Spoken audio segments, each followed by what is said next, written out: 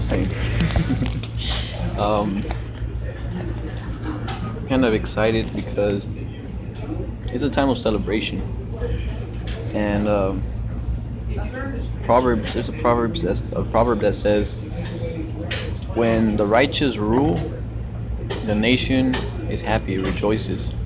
But when the wicked are in power, the the nation grieves, it's in sorrow." So um, I like to compare it to, just so that you can see how a reason of celebration is how much it's a reason to celebrate, because let me take you all the way back to the first king back in the day, when there were kings, not presidents, as we have nowadays or here in the U.S. But around the world, we know that there used to be kings that would rule the country. So I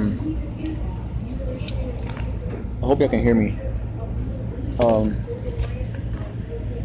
so the first in the nation of Israel, they go way back. So um,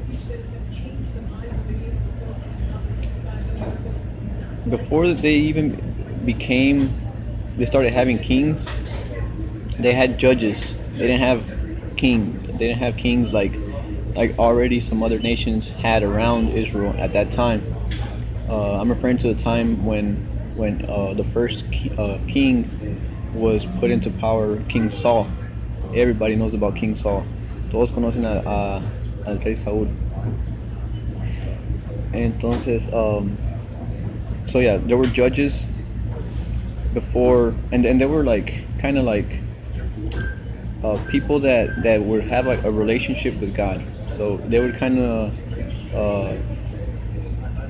serve God in either in a temple or a synagogue, or not a synagogue, but probably at the tabernacle, the one God instructed Moses. So I'm going even further back to when Moses was the leader.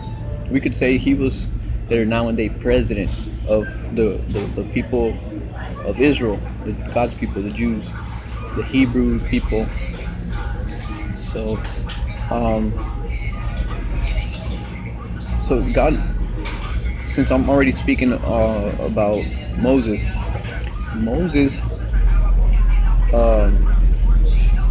I'm sure y'all know his story, but if not, it's just let me fill you in. Moses, man, what can we not say about Moses? Moses was a great guy, a great leader that God raised to lead a nation.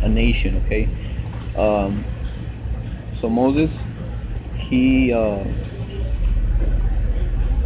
amazing story. I could go all the way back, man. I could go on and on, but let me go further back. Okay, so everybody can understand the whole story, the big picture. And I'm gonna try to be brief. I'm gonna try not to get into too many details, but okay. So let me see. Where do I start? I'm trying to put my thoughts in order. But okay. So I'm kind of nervous. That's why I can't think straight. But okay, I'm gonna go way back to Joseph. Oh, y'all probably don't know him either. Okay, let me go further back. Let's start with Abraham. Yeah, it starts with Abraham, and that's another famous guy. You gotta know Abraham. He's the father of multitudes. Okay, and it's ironic because he couldn't even have children. Okay, I'm getting into too many details, but Abraham had a son, Isaac. His son was Jacob, and then They populated. They had children, they had grandchildren, and they became, a big crowd, a big. They became up to like 75 as a family. So imagine your family is probably 70 people if you could really count all your tios, your tias, your uncles, aunts, cousins. But there were 75, I think, and then they were living in this area, but there came a great drought in the land, and then they went to Egypt. Egypt had a lot of grain, they had a lot of food, so pretty much many nations exist till this day, thanks to God allowing Joseph to go to Egypt and prepare Egypt for a drought that lasted like 7 years. So they pretty much uh, fed nations around them. So the family of Abraham, Jacob, and his all the crowd, the group of 70 family members, they went to Egypt, and they just lived. They just settled in Egypt, and they lived there for like 400 years. So after 400 years, they became a large amount of people. Um, you can imagine, but they were separated from the Egyptians. They didn't mix. I mean, they worked in the land, and uh, they ended up having trouble with the Egyptians. So God raised Moses to take the Hebrew people, Abraham's descendants, out of Egypt. And you've probably seen the movie or read the Bible. Know that Pharaoh didn't want to let him go, so God had to do something about it. He had to get rough, but it finally came out. They were in the desert trying to get to the promised land that God was going to give them, like a territory. And I'm talking about the territory where Israel in our time is, and where Jerusalem is. So they, after 40 years, they finally went into the land, and judges started ruling, and then they wanted a king. So God gave them a king. The first king was Saul, and people celebrated. People, they I guess, it was a celebration. They were, inaugurating their first king.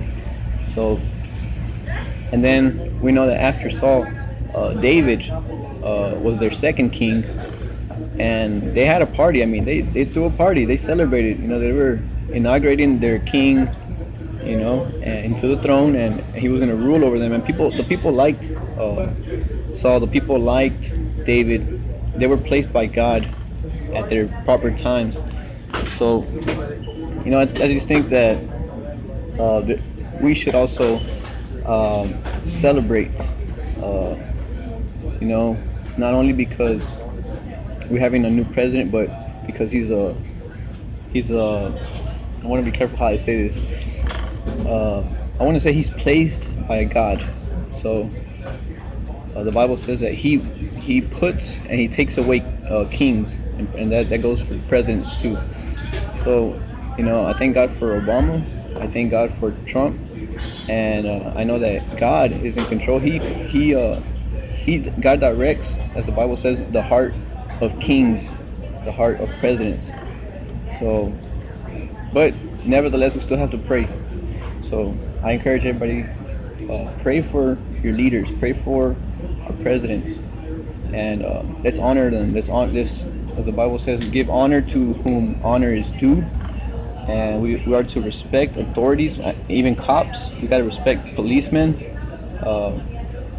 So soldiers, give honor to soldiers. They're giving their life for us, and even our fellow citizen, fellow countrymen. So we gotta, and also foreigners. We gotta love all the immigrants that are coming in. We gotta treat them right. We gotta you know, these are instructions from God, so it's not coming from me. I'm just saying what God said. So, um, yeah, that's pretty much it. Uh, Anything you want to say about it? All right, guys. Till next time. I hope y'all are edified.